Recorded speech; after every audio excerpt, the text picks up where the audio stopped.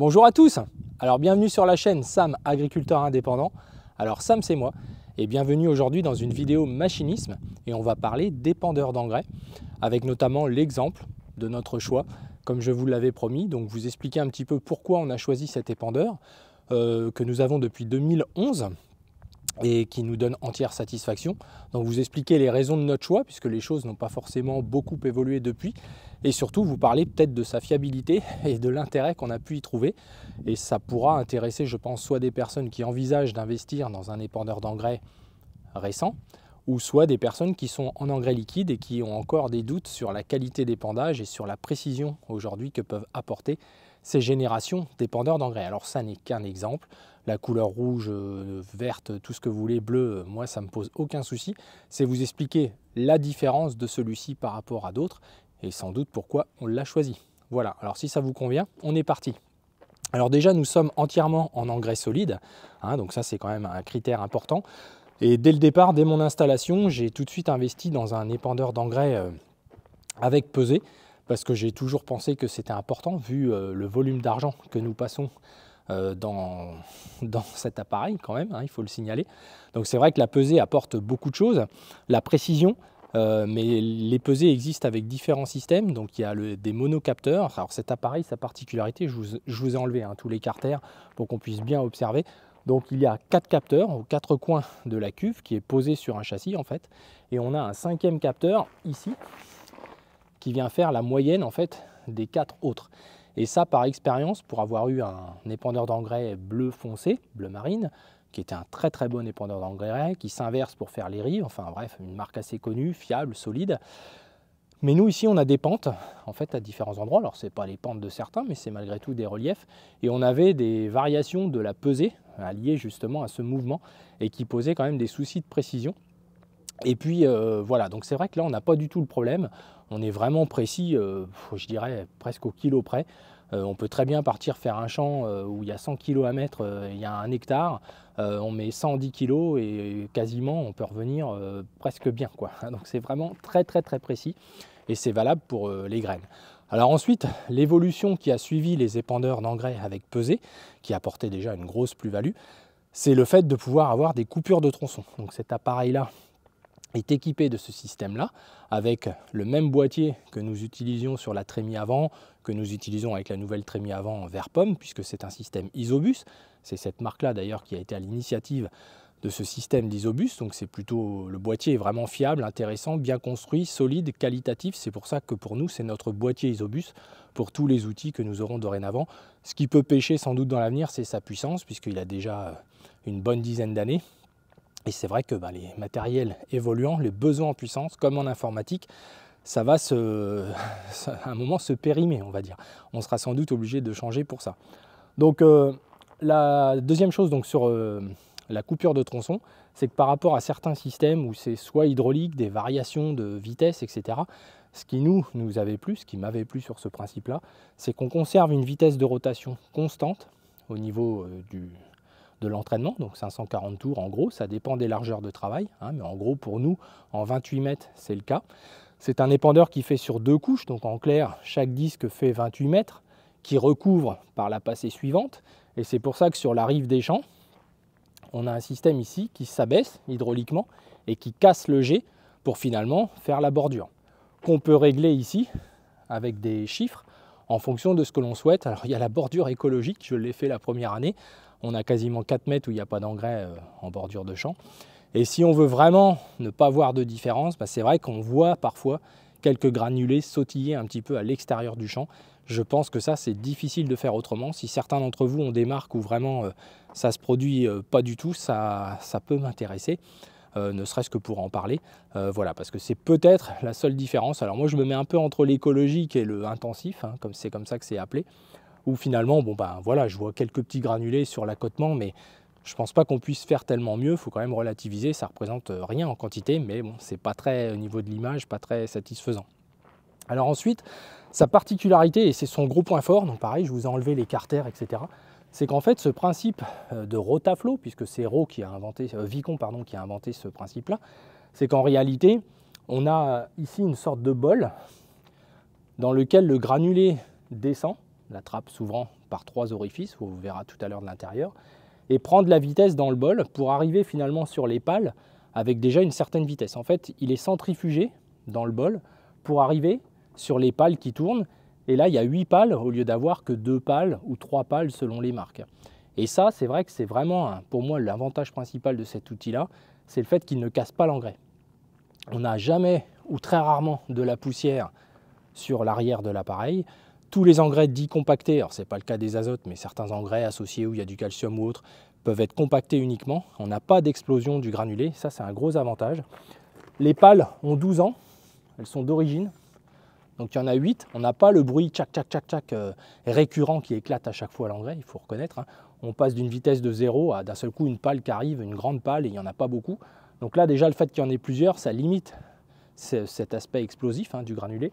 Et puis la prise de vitesse. Et la différence, c'est qu'avant, quand c'était pas la coupure de tronçon, c'est que cet appareil-là fonctionnait déjà comme ça, avec des graduations ici, qu'on voit. Alors moi j'ai enlevé le carter, mais en fait, il y a un levier qu'on déplaçait lorsque c'est mécanique. Et on déplaçait par rapport au type d'engrais que les gens réglaient avec un tableau, lorsque c'était sans la pesée, sans tout ça. Et il y avait, on déplaçait le positionnement en fait, de la descente du granulé sur le disque, ce qui varie la distance en fait. Donc là on se retrouve en 28 mètres avec 14 tronçons de 2 mètres et c'est franchement pas du flanc parce que les premières années quand on réglait ça un peu trop précis, il n'y avait pas assez de doublage en fait avec la vitesse etc. On apercevait presque des tronçons, on apercevait des petits blés un peu plus clairs sur l'espace de quelques centimètres de large qui correspondaient bien aux tronçons. Moi j'effectue tout en engrais solide, je n'ai jamais vu de vague si c'est bien réglé. Alors comment on règle ce type d'épandeur? Je vais me mettre de ce côté-là, je pense que ce sera plus simple. Donc la première des choses évidemment c'est l'aplomb et on peut voir en plaine quand même beaucoup d'épandeurs qui bougent avec le temps.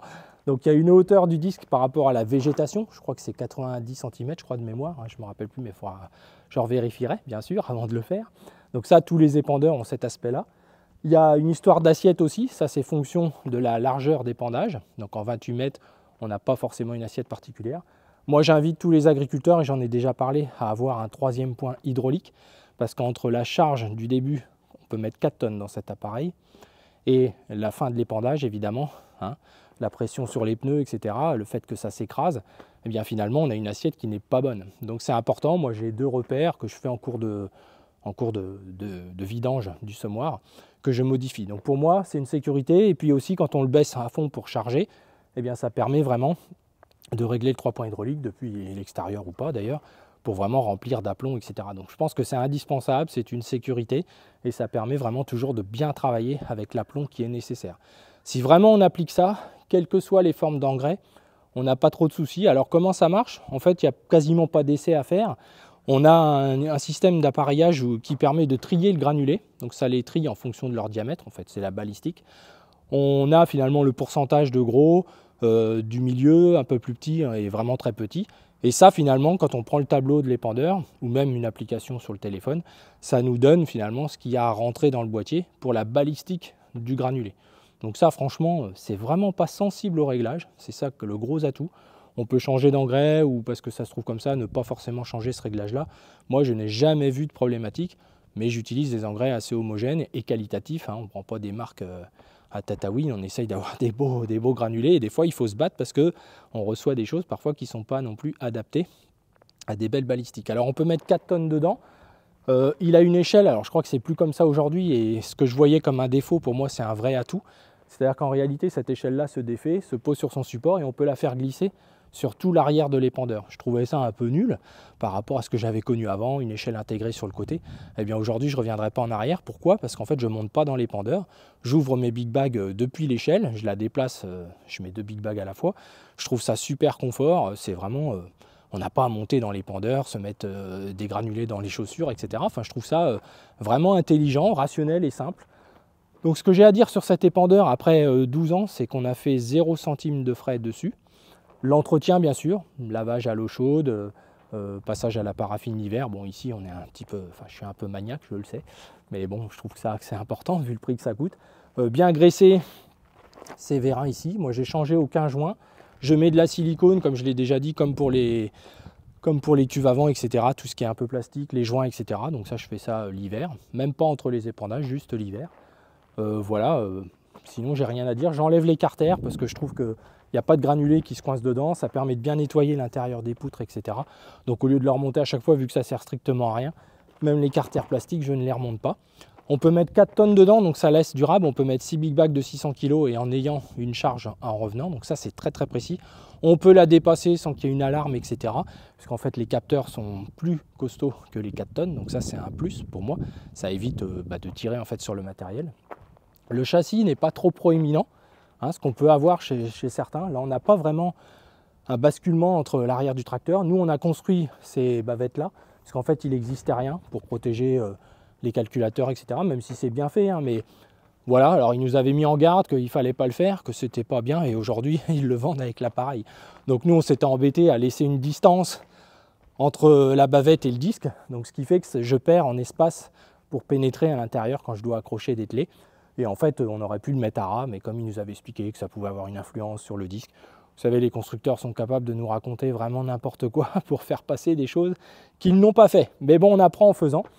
Donc, écoutez, pareil, vieillissement de la peinture, etc. Enfin, vraiment, j'ai rien à signaler. Alors, je vais vous montrer juste l'intérieur vite fait. Et puis ensuite, je vais vous montrer le boîtier. Voilà, à tout de suite.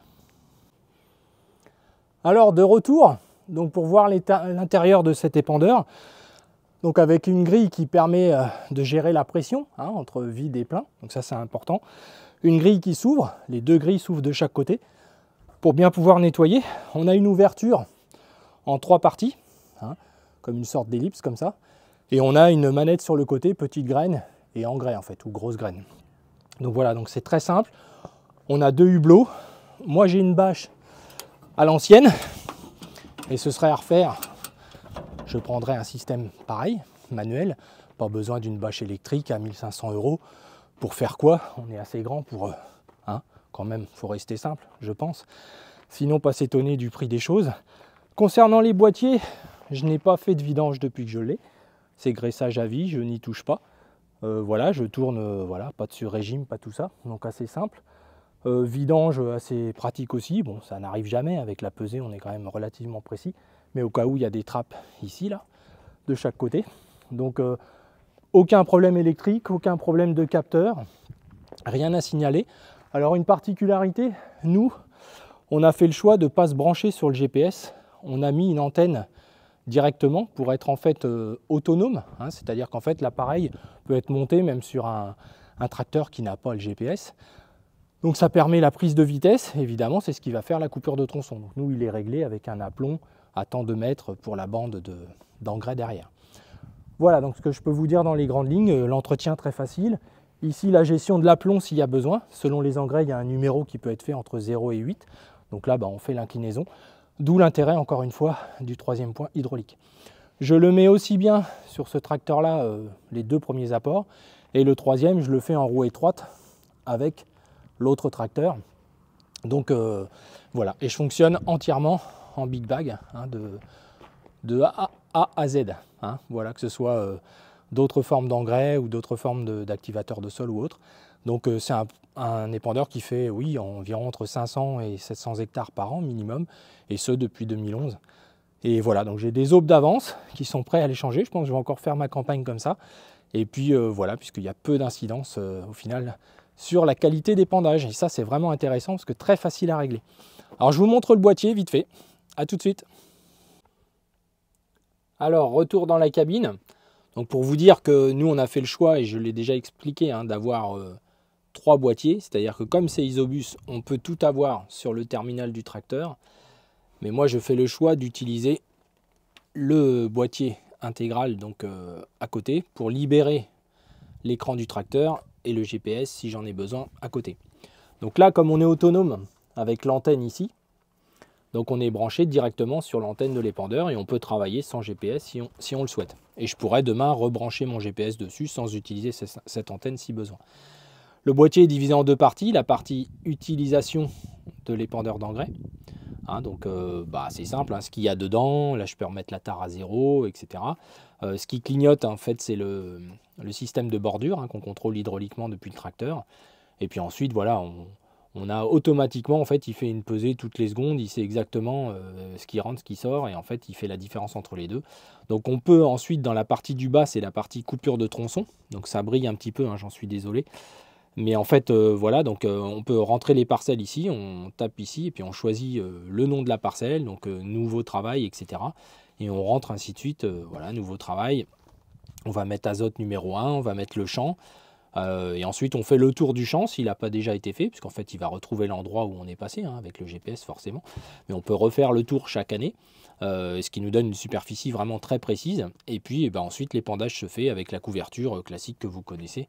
Hein, voilà, avec ici les tronçons en bas qui s'allument en vert quand ça fonctionne, et puis qui se ferment au fur et à mesure avec la couverture qui est située derrière. Donc c'est relativement simple à l'usage, un enfant peut s'en servir. Voilà, il n'y a pas de précaution particulière. Lorsqu'on fait la bordure, on peut tourner un petit peu moins vite. Voilà, bien surveiller la hauteur et puis évidemment mettre ce système là de bordure. Ça m'est déjà arrivé de l'oublier. Je n'ai pas vu non plus d'incidence. C'est-à-dire que j'ai fait tous mes tours avec la bordure, mais comme c'est du côte à côte, finalement ça s'est neutralisé à chaque fois. Donc ça, j'ai pas eu la double recouverture entre guillemets qui sécurise l'épandage, mais c'est la seule chose. Voilà, donc je dirais que si c'était à refaire, de par la simplicité, c'est toujours un bon argument d'achat, hein, polyvalence et simplicité, je vous en ai déjà parlé, je recommencerai parce que c'est vraiment un très bon outil. Mais vu qu'il vieillit plutôt bien, qu'on est plutôt soigneux, je pense qu'il va durer encore longtemps. Peut-être une mise à jour au niveau informatique pour éviter quelques petits bugs de temps en temps. Et puis des conflits d'intérêts entre le boîtier du tracteur. Il y a souvent des fois des petits trucs à gérer, mais c'est pas méchant. Donc voilà, rien à dire. Un cordon aussi particulier, je pense qu'il est vendu avec, mais sinon il reste, quand il est branché, il reste allumé. Donc là il y a un système à l'intérieur, donc c'est un cordon supplémentaire, voilà. Mais sinon, voilà, rien à signaler de particulier. Et la prise de vitesse, et si j'ai pas l'antenne, ça se fait avec la prise R232 là sur le côté qu'on peut prendre directement sur son GPS. Hein, ça existe, c'est ce qu'on utilise d'ailleurs pour certaines fonctions de la trémie avant ou autre. Voilà les amis, écoutez, je vous retrouve pour la conclusion. Alors de retour pour la petite conclusion de cette vidéo, hein, qui va déjà être assez longue. Donc écoutez, c'est un outil parmi tant d'autres. Ce que moi j'ai choisi, c'est sa simplicité, c'est ça qu'on a apprécié. Hein, le fait aussi qu'il ne casse pas l'engrais, et Dieu sait si c'est important, on n'a aucun bruit, on n'a pas de choc violent le long des granulés qui peuvent être décompactés, je le rappelle, et donc pas de poussière, ça c'est important, et donc un arrière d'épandeur qui reste comme il est là. Hein, donc là j'ai encore pas épandu, hein, je le signale quand même. Il y a un petit duvet parfois qui se met dessus, mais c'est pas, voilà, c'est pas bardé. Voilà, donc ça c'est intéressant je pense pour la qualité de l'engrais et pour la balistique.